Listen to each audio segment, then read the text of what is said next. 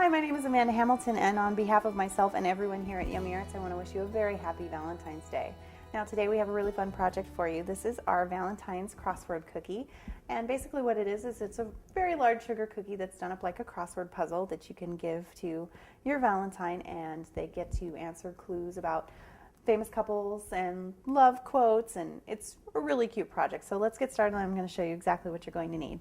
So to start off, you're going to need some cornstarch and some vegetable shortening. We will be using a little bit of fondant on our cookie today, and this just makes working with your fondant a little bit easier. We also have some white fondant here. You'll notice I have Fondex with me, but that's just because it's my preferred brand, and you can of course use whatever brand you prefer. We have two cookies here. Now it's just a square cookie. I cut it out 6.5 by 6.5 inches square, and you just want to use your favorite sugar cookie dough recipe and bake them up until they're nice and golden brown.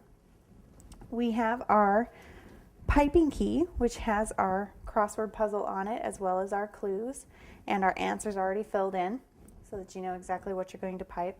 And I'm going to show you how to break down this pattern and get it onto your cookie. I have a large pair of scissors, an acrylic rolling pin, a pizza cutter, or in my house a fondant cutter.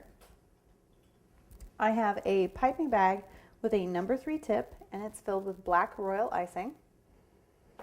I also have a number 1 tip that I will be using on this same piping bag.